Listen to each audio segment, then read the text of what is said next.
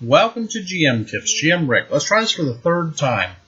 Third take. You know you're having fun with your computer when you do third takes. Now, mind you, I don't do broadcast qualities like we go through just the litany of all the broadcasters and webcasters and YouTube casters that have the big old mic, the blue mic, the earphones. Unfortunately, as a father, paying for an 18-year-old, a 21-year-old, and a beautiful little 6-year-old, I don't have all the extra funds to put aside to get the really nice stuff. I wish I did, folks. Maybe in a couple years, 10, 15 years, I'll have it. By then, you'll be not doing this anymore, though. So it won't matter, right? All right, so let's do this GM Tips. This GM Tips is on GMs owning and correcting their mistakes that come up during gameplay, with mechanics, with handling of situations, with whatever. Now, yes, some people will tell you that we are G-O-D with a little g, okay, as GMs, and that you are the final law and we are the final ruling and the final everything. And it's true. To a large extent, it is true. We have to be the ones that are the good guys and the bad guys both, and or good people and bad people, or good deities and good let's use the little deities, little d's, good deities and the bad deities, and that's us. Unfortunately, though, I think we can take that to a real extreme sometimes and damage group play by the fact that we choose not to make a full-on apology and make amends for things. And again, I'm not getting into necessarily, hey, how do you apologize? That's put that aside. I'm using terms to help everybody understand a little bit with this. So what do I mean? And you guys will hear this in a lot of my casts when I talk about learning, because this is a rule of thumb I've used since I was about 24 years old. Now, mind you, I'm going on 49. So that's 25 years I've used this rule of thumb, and it has never led me wrong when I've used it and chosen to use it. So what do I mean? Well, here's the thing, and you'll see a little flickering because I got sunlight over here and I got my lights, and so I'm sorry, the little setting, you're going to see wee-woo, wee-woo, a little bit of brightness and darkness with the camera. Again, goes back to the technology. So, here's the saying, and it's really a good one.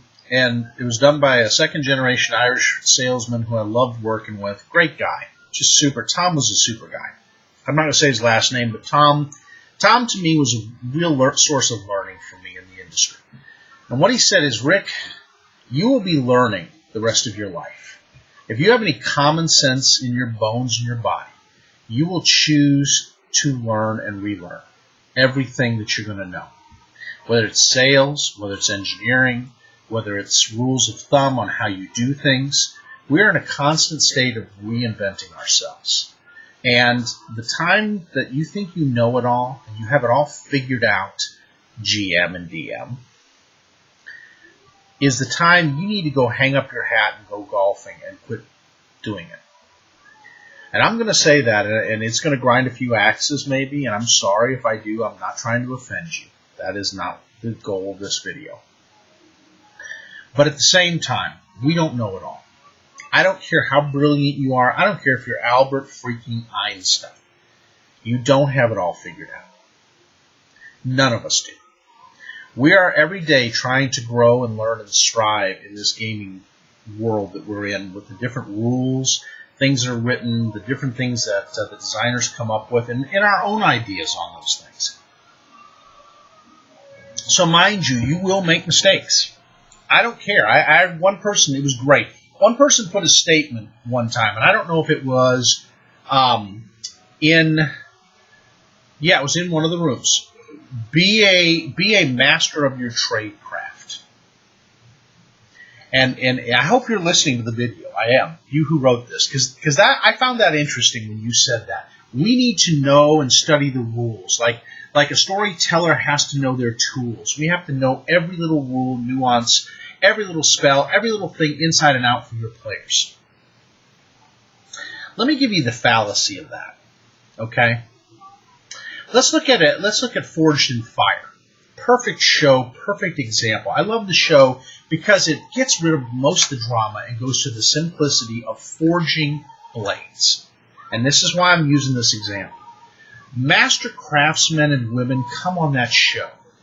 And they're in there working the problem out. And then they throw some sort of a hitch into things, i.e. a hitch in the rules. And all of a sudden, you have to work around that and still produce a quality product. How many of them fail at this that are master craftspeople? 3 out of 4. Because there's always 4 on there. 3 out of every 4 fail in some way. What are the chances that we as GMs and DMs are going to know everything there is to know about a gaming system? Not very good. It takes years and years to learn inside and out and learn the nuances. Because you can read the books, you can understand the mechanics, and still screw up a session royally. Because you don't know how to work with the ebb and flow of players. As they say, and another great rule of thumb, sorry, that went just down into nowhere land. Weird. Kind of a weird little thing. You may not understand the ebb and flow of things, all right? And it happens. As a great military advisor said one time, no plan ever survives contact with the enemy. Now, your players are not your enemy, but you can substitute no plan survives contact with your gaming part. And it doesn't. I don't care how many times you do a session. That player in the game, one of them, will throw a monkey wrench into everything you're doing, and you will go blank. Because, again, they took your plan and took it away you didn't even expect. Rules are that way. And a perfect example is a combat rule. So say you rule on a combat, on a feat, or on something in a more complex system. Say it isn't simplified like a system like Numenera by Monte Cook Games, or The Strange, or maybe simplified like some of the Savage Worlds ones are. And you run into a major hitch, and you have to interpret that rule. Because, yes, it kind of has come up, but because of how players build their characters, or different things come up, the rule can maybe have some interpretation. Even in the more simpler systems, coming up with the right difficulty rating, coming up with the right situational options may not easily present itself. And you screw it up, and you go with what you think would be best, but then upon the end of the session, you get that nagging doubt inside you. And all of a sudden, you go back and research it and go, crap, I screwed up. What do? You just let it go under the water? Some people let it go under the bridge and say, no big deal. No harm, no foul. I'm the GM, I'm the final rule. Or do you go back to your players and try to be a little bit more rectifying when it comes to those things? And I think that's the mark between a good DM and GM and a great DM and GM. That's my opinion. Now, I've been doing this, mind you, 30 plus years with different rule systems.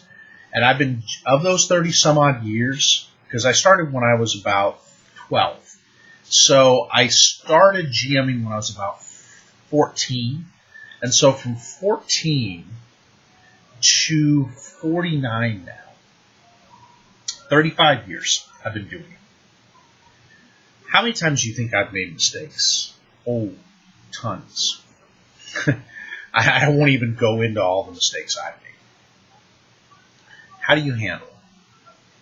Well, one lesson I've learned is you go back and you own up to your side of it. You expect players to own up. Don't you, GM and DM?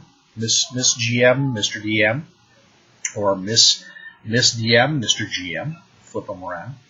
And you have sat there and expected your players to own up to how they build their characters, how they know the rules, and yet you would expect an apology from them or a change. Shouldn't they from you? Here's a simple rule of thumb that I think really goes well. When you make the mistake, and I mean, don't just write an email. I know this is tough for some of you that are more introverted and have the challenges with people skills. Believe me, I was an introvert. I really am. You look at me now and you go, no, you're not. You're an extrovert. You're a frigging extrovert that thrives on this kind of stuff. But I wasn't when I started life. I was much the introvert. A ton the introvert. I wanted to be the extrovert, but I was the introvert. I tripped over myself. I made huge faux pas doing things. And I was very insecure. I was up into my 30s. And let me tell you, it's not easy when you're insecure in life. And that's most of us. So the hardest thing is to go face-to-face to your player and say, you know what, Alice, Mike, Pete, Samantha, I am so sorry. I did some checking on that rule, and you know what, you were right, and I was wrong. And I ran that wrong, and I even argued with you a little bit and told you I was right, and I was wrong. And you know what I'm going to do?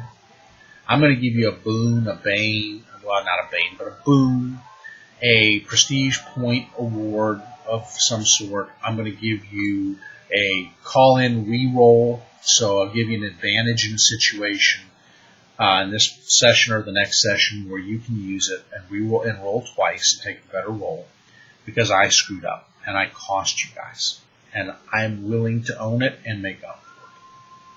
Let me tell you something. Some of you are going to go, what the heck? No, Rick, the DM, GM should never do that. Never, never admit you're wrong. Never show fear in the face of those who would oppose you. Come on, folks. It is hard to hate somebody who comes to you and admits their fault, shares what they learn, and are willing to rectify it. Your players will love you all the more for that. I'm telling you. They may not say it that day. They may laugh. They may jeer. They may make fun of you a little bit.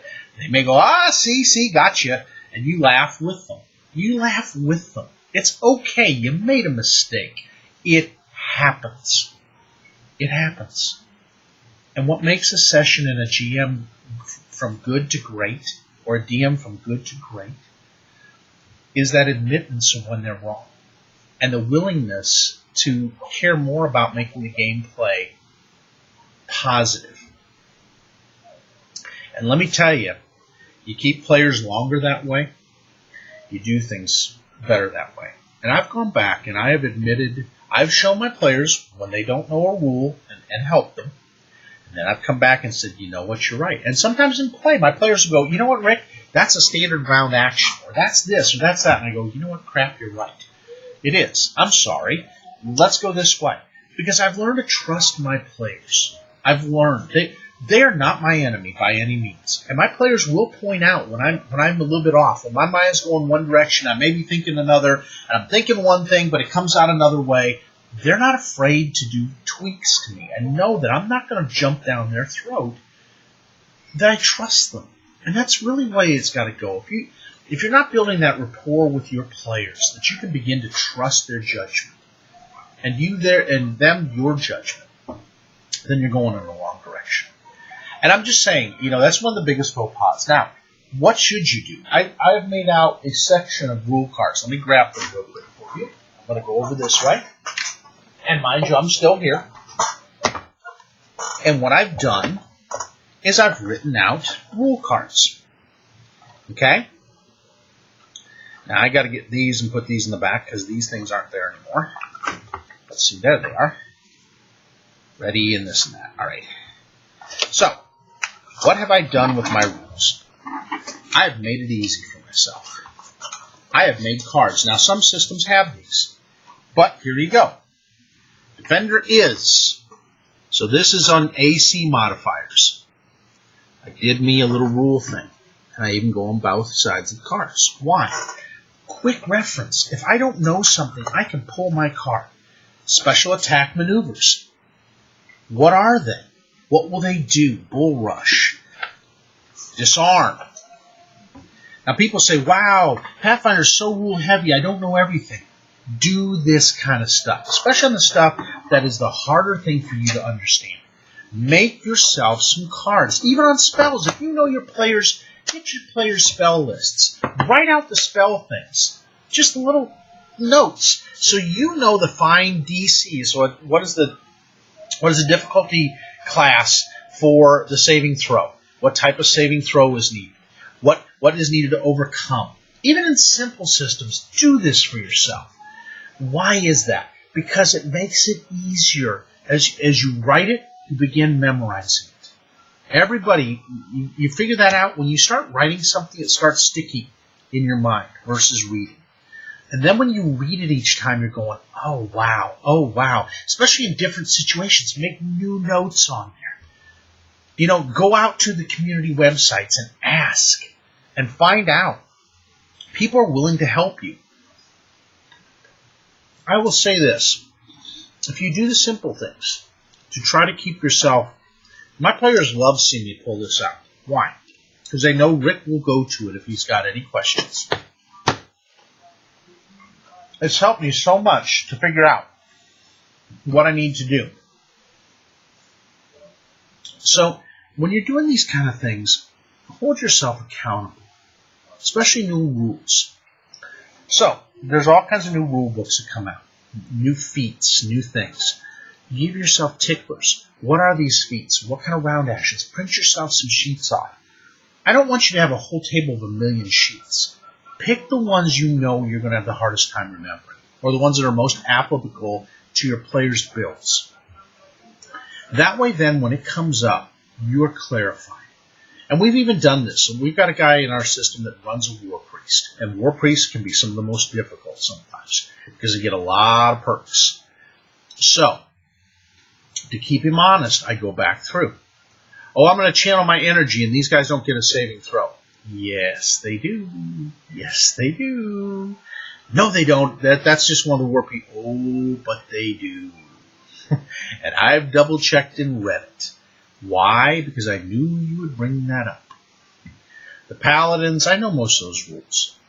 Real easy. I trust my paladin pretty good with his things. But if something doesn't sound right, I'll go back on his ads and go, wait a minute, something didn't add up right. And you know what he does for me? He provides me the rules. I go back and look at him and go, you know what? He's right. My mistake. I screwed that up. Or Hero Lab screwed that up. They don't have the right adding. And guess what? Hero Lab's a great system, but sometimes they make mistakes too. So, keep in mind, when you start doing these type of things, your players trust you that much more. And they're less worried about the mechanics and more worried about the gameplay. Now, another situation.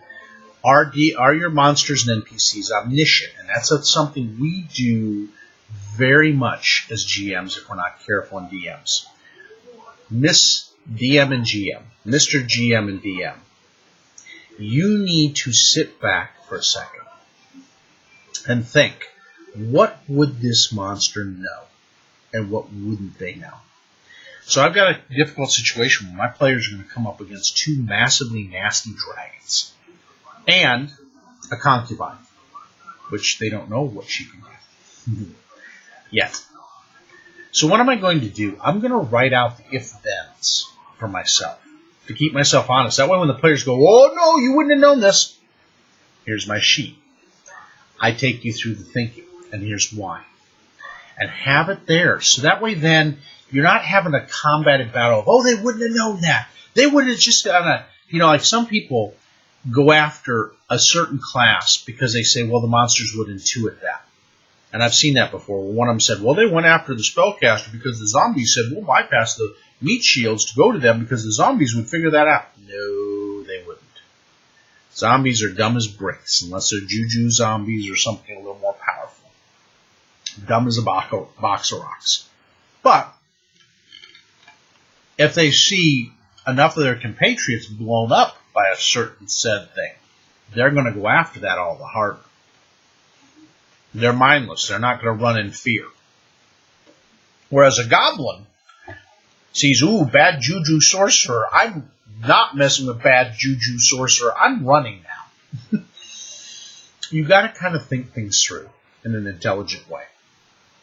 and have real written justification. So write out if-thens in a key battle situation. So that way then you're not having to justify it to your players a million times why this happened.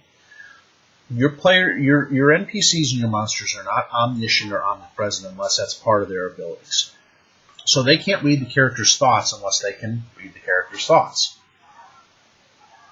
So my players are coming together with a, whoop, what are we going to do situation for this. I cut myself out of the email. They were emailing back and forth. I could have read the whole thread.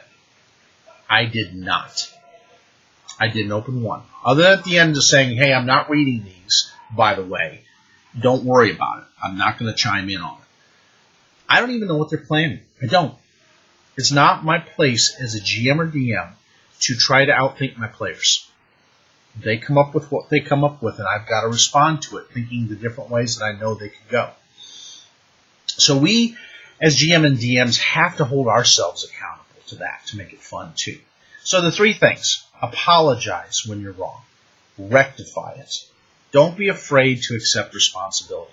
Write out cards. Have yourself cards. Look at how thick that is. If I have to write 60 of them, that's fine. Then I'm going to put little filing tabs in there. And why is that? So it makes it easy at my fingertips if I've ever got a rules question to pull it out. I don't have to always be just dead drilled down on rules. And those of you who say I do, I don't agree with you. Okay? It's hard to know everything. But you can if you use it enough and make it easy for you to file. And the more repetition it's used, the more you'll know it. Like any other type of learning. Unless you've just got a photographic memory. And then don't outthink your players. Put down where your key battles would go, if-thens, and all those type of things. And if the players think outside of it, then you got to somehow justify a response without being the all-knowing NPC or monster. It's no fun. So this one's going to go about 24 minutes. This one's going to take a little more on the topical thing. So hang with me. We're not done yet. Finally, most of all,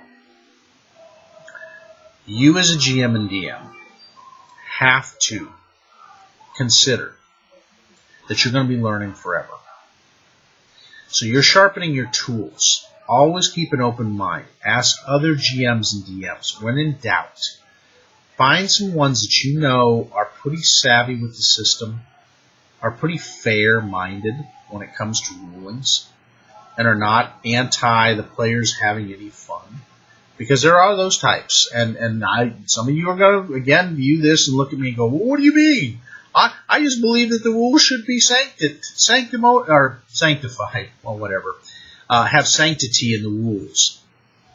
Sorry, sometimes I know the right word, but I just don't always pop it out. You have to sit back a little bit yourself and think about that. It's not always easy to self-critique. No one likes to think that they've got to grow. But we do. It's a craft.